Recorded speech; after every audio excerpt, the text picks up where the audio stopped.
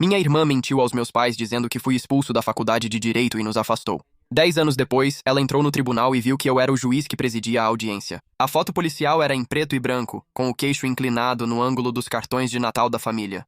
Eu estava no gabinete às 7h40, segurando um processo com o rosto da minha irmã grampeado na contracapa.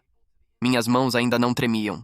Isso viria depois. Fiquei completamente imóvel, a luz zumbia, o café frio suava, uma marca de anel no resumo do caso, e um funcionário do tribunal passava aspirador no corredor. Naquele silêncio específico de antes da abertura, que um prédio tem antes de qualquer autoridade chegar, li o documento de acusação 2 vezes para ter certeza absoluta de que eu não estava inventando uma coincidência por causa de um nome comum. Eu não estava. Priya Ose, 9 acusações de fraude eletrônica e uma de desvio de fundos de uma ONG. Cerca de $400 mil foram transferidos em pequenos valores durante 3 anos, mascarados como pagamentos a uma empresa fornecedora que não existia. 10 anos de silêncio não me prepararam para o tipo particular de quietude que toma conta de um tribunal quando a pessoa que disse para toda a sua família que você era uma vergonha percebe que é você quem está segurando o martelo. O silêncio ainda estava há 2 horas. Antes, veja como uma mentira de um jovem de 19 anos em um telefonema de domingo virou uma década. Ninguém da família questionou. Eu sempre fui o calado desde que me lembro. Aquele que foi para a faculdade a 3 estados de distância e parou de aparecer com tanta frequência, enquanto Priya ficou por perto, ligava todo domingo às 6, aparecia com compras na semana em que nossa mãe fez a cirurgia da vesícula. Ela chorava na hora certa, exatamente nos momentos certos. Aquele tipo de choro que fazia todos quererem protegê-la, e eu nunca senti ressentimento em relação a ela por isso, de verdade, porque era simplesmente quem ela sempre foi. Nosso pai trabalhou 30 anos em um balcão de autopeças antes de se aposentar. Homem que media o amor e a confiança, não as palavras. Nossa mãe cortava cabelo 3 dias por semana em uma garagem adaptada, 2 quadras da casa onde crescemos. O cheiro de spray fixador e café marcava todas as reuniões de família que lembro. Os jantares de domingo na mesa dele sempre foram iguais desde então. Um assado, noticiário local no mudo, Priya falava quase sempre enquanto eu servia e respondia quando chamado. Ninguém na cozinha parecia notar que uma das crianças já fazia parte da mobília. Priya tinha um dom que nenhum dos dois nomeou. Ela conseguia entrar em um cômodo, perceber exatamente o que cada pessoa precisava ouvir e dizer isso meio segundo antes de qualquer um pensar em falar. Eu costumava admirar isso nela. Levei anos para perceber que esse dom funcionava tão bem com quem merecia algo melhor dela quanto com quem merecia algo pior. Estava no 2º ano da faculdade de Direito. Pequeno estúdio com cafeteira que vazava no balcão a cada 3 manhãs. Miojo no armário, quadro de cortiça acima da mesa com resumos de casos em 3 cores de tinta. Quando meu pai ligou em vez da minha mãe, isso já deveria ter me alertado antes mesmo dele falar. Ele contou que minha mãe soube pela Priya que fui expulso por colar numa prova de contratos. A escola fez um dossiê disciplinar e eu estava envergonhado demais para contar. Ele falou sem emoção, como alguém lendo uma previsão do tempo em que acredita, mas não gosta. Ele disse: "Sua mãe não está lidando bem com isso, Eli." Achei estranho ele falar dos sentimentos dela antes de me perguntar se era verdade. Respondi que não era. Eu disse a ele que podia enviar meu histórico escolar por e-mail naquela mesma noite, meu verdadeiro ranking na turma, uma mensagem da secretaria se ele quisesse. Ele afirmou, no mesmo tom neutro, que Priya não inventaria isso, já que apoia a família há anos, e sugeriu que eu refletisse sobre por que era tão fácil acreditar no pior sobre alguém que já estava partindo. Eu realmente deveria ter notado o padrão antes. Quando crianças, Priya cuidava da lata de café, onde nossa turma da 6ª série guardava o dinheiro arrecadado para a viagem à capital do estado, contando em voz alta toda sexta à tarde diante da dona Alcott, enquanto arrumávamos as carteiras. Quando faltaram $11 em uma semana, ela não hesitou nem um pouco, apenas levou as 2 mãos à boca e disse, com uma voz baixa e embargada, que devia ter contado errado, que tinha sido tão cuidadosa que não conseguia acreditar que isso estava acontecendo logo com ela, de todas as pessoas. Dona Alcott atravessou a sala e colocou um braço ao redor dela antes que qualquer um de nós sequer tivesse percebido o que estava faltando. Dessi, que só havia se oferecido para contar a lata 2 vezes naquela tarde, foi discretamente transferido para outra função de arrecadação pelo restante do ano. Lembro dele no recreio, confuso, dizendo que não sabia o que fez de errado. Guardei essa história como um exemplo da sensibilidade de Priya. Levei 10 anos para perceber que a história era sobre Priya ser rápida. Na mesma semana, minha mãe parou de atender minhas ligações e meu pai só mandou mensagem dias depois. Não entre em contato com sua mãe de novo até ser honesto conosco. Li isso em pé na cozinha, com uma panela de água começando a ferver atrás de mim. Lembro de pensar com estranha clareza que podia lutar ou trabalhar, mas lutar exigia pessoas dispostas a se deixar convencer. E eu não tinha isso. Então trabalhei. Enviei meu histórico escolar para o endereço da minha mãe, mas recebi uma resposta automática informando que a conta não existia mais. Ela deve ter mudado. Só entendi anos depois, por conselho da Priya, para sustentar essa posição. Tentei ligar para o celular do meu pai mais 2 vezes no mês seguinte. As 2 chamadas caíram na caixa postal e não deixei recado, porque eu não conseguia pensar em nenhuma maneira de dizer "não é verdade" que já não tivesse fracassado antes. Minhas mãos estavam tremendo da segunda vez que desliguei.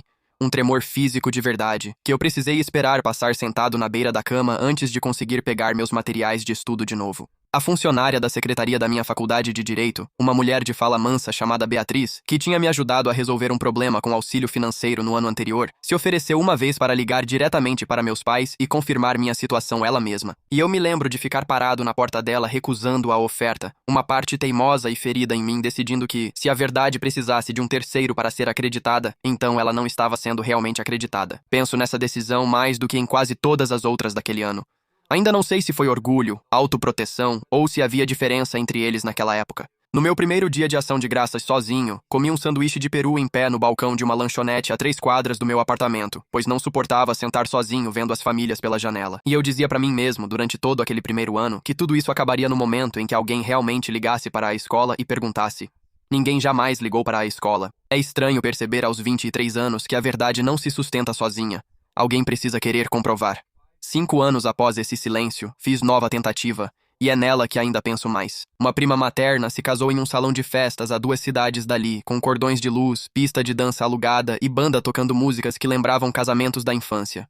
Soube disso por terceiros. Uma amiga da faculdade, casada com alguém dessa família, achou que eu já tinha sido convidado, mas não fui. Fui assim mesmo, dizendo que ficaria ao fundo, que vê-los de longe bastava, não queria confusão, só estar no mesmo ambiente que meus pais por 10 minutos depois de 5 anos em que eu não existia para eles. Vi meu pai primeiro de terno cinza que lembrava os feriados da infância, rindo perto do bar. Minha mãe estava em uma mesa na frente e, por um segundo, seus olhos percorreram a sala e pararam em mim, e eu a vi perceber exatamente quem eu era. E então desviar o olhar, deliberadamente, do jeito que você desvia de algo que já decidiu que não está ali. Meu peito apertou como não sentia desde a faculdade de Direito. Fiquei perto das portas por uns 4 minutos, mãos frias, esperando que viessem até mim.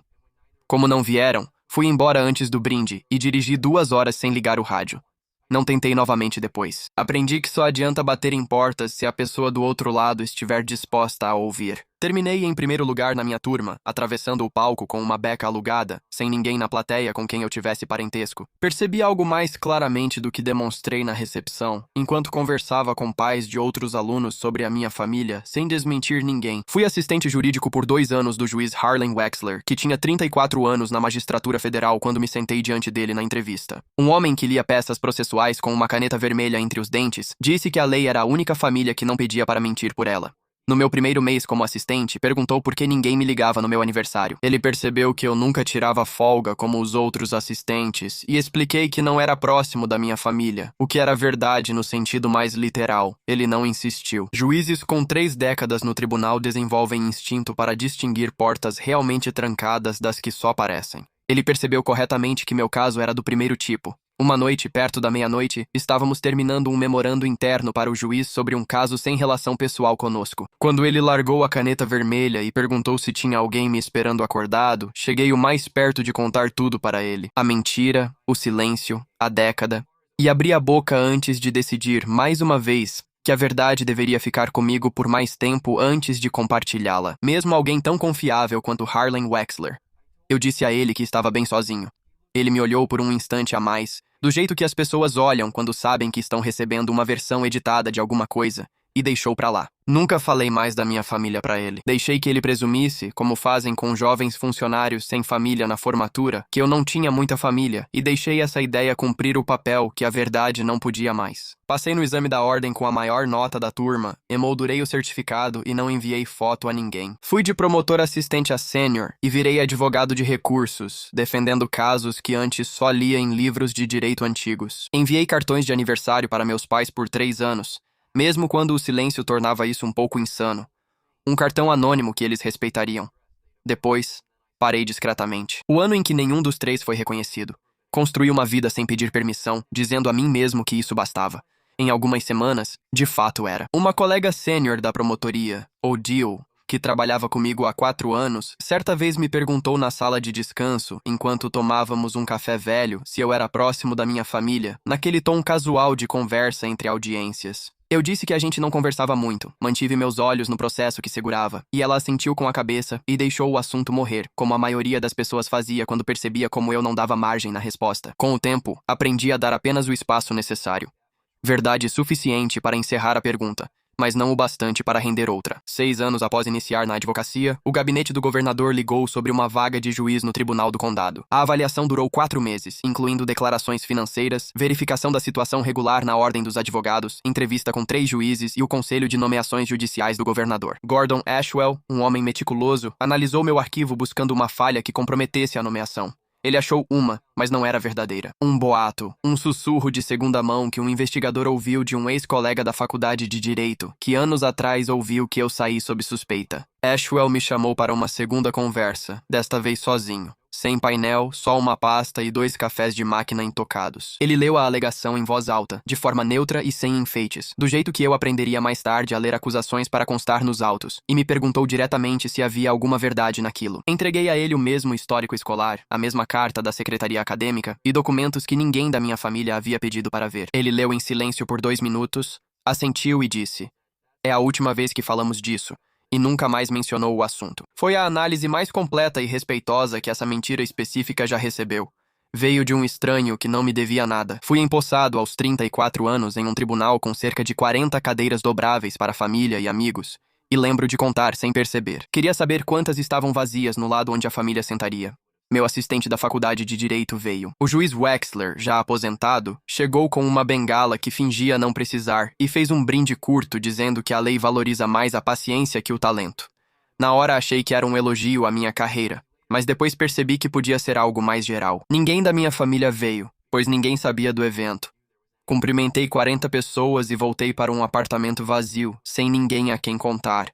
10 anos de silêncio. Eu dizia para mim mesmo, no tribunal, que tinha feito as pazes com isso. Aquele tipo específico e estruturado de homem que simplesmente parou de verificar uma ferida para ver se ela cicatrizou, porque verificar é um tipo próprio de dor. Eu não sabia, sentado no gabinete na maioria das manhãs com meu café e minha pauta, que tudo isso estava prestes a voltar para o meu tribunal na condição de ré. O processo entrou na distribuição normal 2 semanas antes, designado pelo cartório como todos os outros casos. Sem sinal ou marca no sistema de verificação, pois Priya, casada há 9 anos e com o sobrenome do marido, não foi identificada, já que o sistema confere nomes, não vínculos anteriores. Naquela manhã no gabinete, eu também não sabia desse detalhe. Eu só sabia que a ré Priya Ozei tinha audiência de apresentação às 9h15 e que tinha cerca de 90 minutos para decidir que tipo de homem seria diante disso. A organização sem fins lucrativos Bridgeway Children's Fund administrava programas pós-escolares em 3 condados.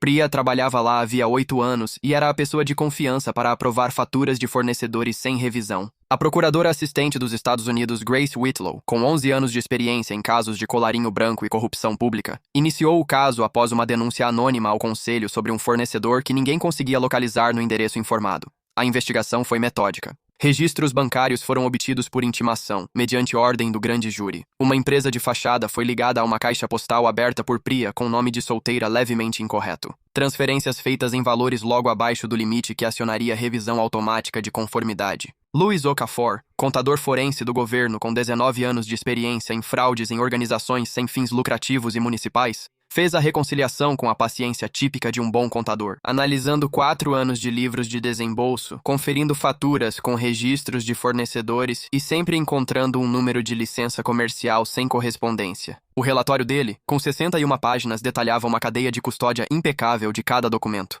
Advogados de defesa até tentam contestar esse rastro, mas nunca conseguem.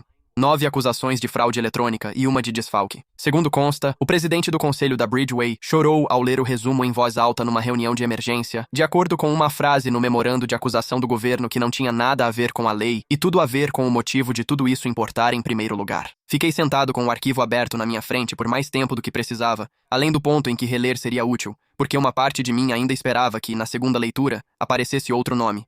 Não apareceu. Às 8h50, liguei para o juiz-chefe Anthony Hayes, há 26 anos no tribunal e responsável por pedidos de suspeição no fórum. Falei diretamente a ele que a ré marcada para minha pauta das 9h15, era minha irmã e que eu me declararia suspeito em ata assim que o caso fosse chamado. Ele ficou em silêncio, sem demonstrar desaprovação, apenas fazendo o mesmo cálculo que eu. Você pode repassar o caso discretamente antes que associem seu nome, ele disse. Disse a ele que já tinha pensado nisso, e que ninguém fora deste escritório precisava saber o motivo. Eu tinha pensado por uns 4 segundos enquanto estava na janela do meu gabinete com o arquivo na mão, querendo muito, em alguma parte antiga e não resolvida de mim mesmo, ser a única pessoa na sala que finalmente sabia toda a verdade e podia dizê-la em voz alta. Teria sido fácil, ninguém teria percebido, e foi exatamente por isso que eu não fiz. Disse ao Reis que preferia registrar isso em audiência, onde teria significado, em vez de só me proteger. Ele abriu o código de ética judicial na própria tela enquanto conversávamos, leu para mim a seção relevante quase com gentileza, como se suspeitasse que eu já a tivesse decorado e só precisasse ouvi-la na voz de outra pessoa, e disse que esse era o caminho mais difícil e que ele respeitava isso. Ele já tinha o assessor de imprensa preparado caso a imprensa do fórum descobrisse o sobrenome da família antes de eu contar.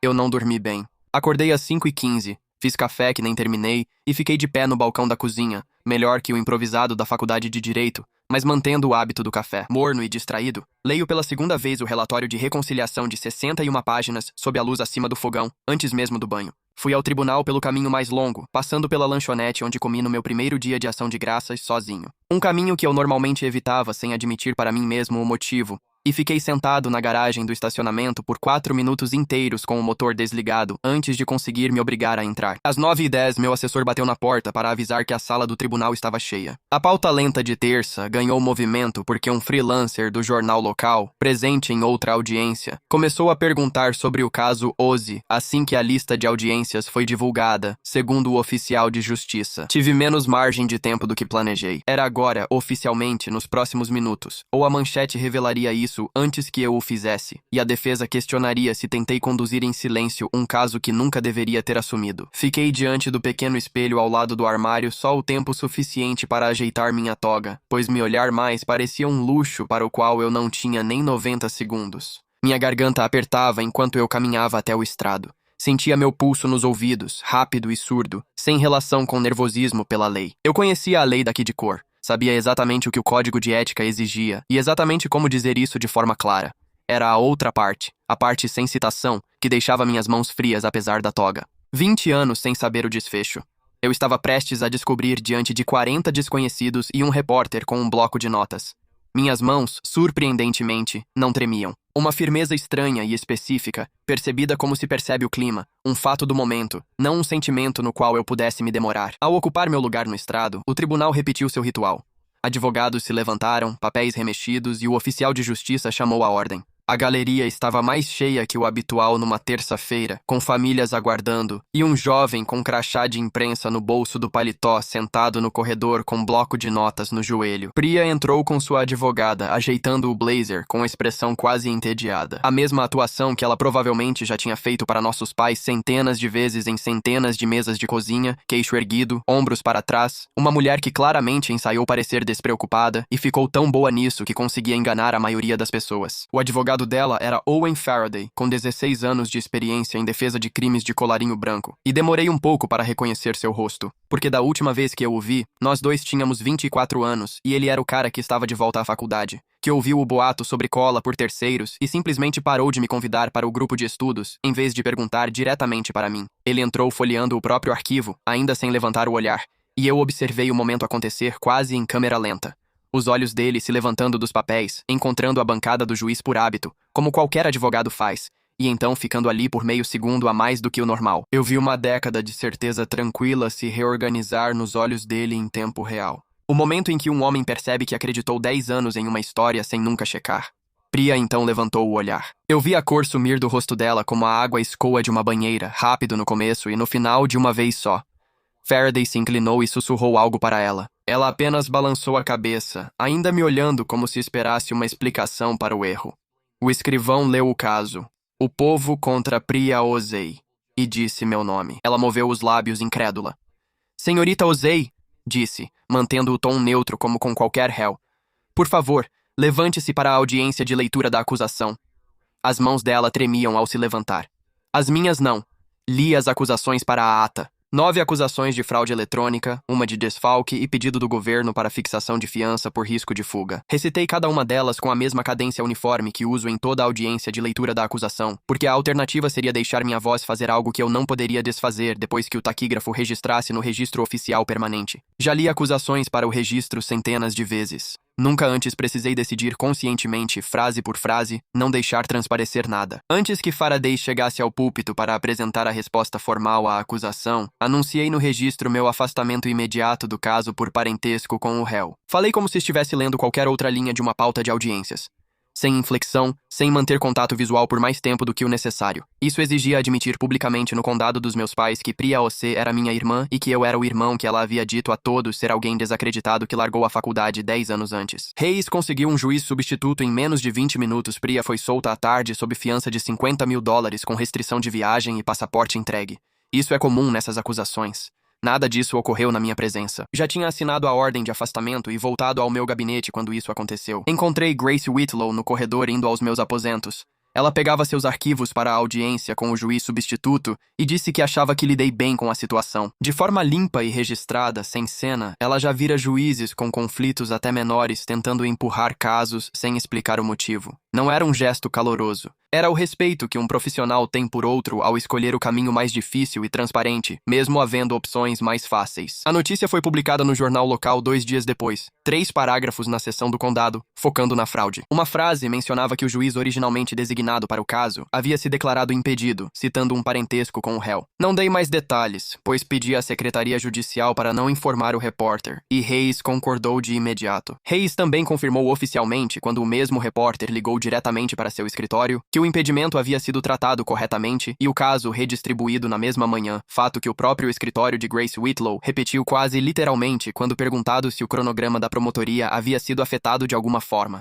Não havia sido. O caso seguiu exatamente como teria seguido com qualquer outro réu, que era, no fim das contas, todo o objetivo de se levantar em audiência pública e dizer as palavras em voz alta, em vez de encontrar uma maneira mais discreta de lidar com isso. Foi o suficiente. 3 parágrafos bastaram para minha mãe achar ou receber, pois me ligou pela primeira vez em 10 anos na noite seguinte. Um número que mantive salvo e inalterado por todos aqueles 10 anos. Ela não se desculpou. Ela só perguntou baixinho, com a voz mais fraca do que eu lembrava, mais velha também, do jeito que 10 anos fazem com uma voz que você não ouve há tanto tempo. É verdade? Tudo isso? Qual parte? Eu disse. A parte em que eu nunca fui expulso, ou a parte em que sua filha roubou $400 mil de uma instituição de caridade infantil. Ela não teve resposta para nenhuma das duas. Owen Faraday ligou pessoalmente para a linha do meu gabinete uma semana depois, por um assunto que não tinha nada a ver com o caso. Uma dúvida sobre agendamento em um processo não relacionado, referente a um prazo para entrega de provas que ninguém se importava. Ao final, quase como um comentário à parte e mudando o tom, ele disse que lamentava nunca ter me ligado para perguntar diretamente, preferindo deixar a história se explicar sozinha. Ele disse que tinha pensado muito nisso desde a audiência de apresentação das acusações. Revirou a questão como a gente faz com qualquer suposição que tem vergonha de perceber que nunca conferiu. Do mesmo jeito que imagino que ele um dia reconsiderou um e-mail de grupo de estudos que nunca enviou. Eu disse a ele que isso foi há muito tempo. Eu não contei a ele que foram necessários 10 anos e uma acusação de fraude eletrônica para que alguém finalmente fizesse essa conta em voz alta. Priya acabou fazendo um acordo. 18 meses, restituição total a Bridgeway, condições padrão. Não fui à audiência de sentença, nem era necessário. Eu já tinha conseguido, em uma audiência de 90 segundos, o que 10 anos de silêncio nunca tinham conseguido. Finalmente consegui a verdade. Finalmente sentada em um lugar onde todos na sala podiam vê-la.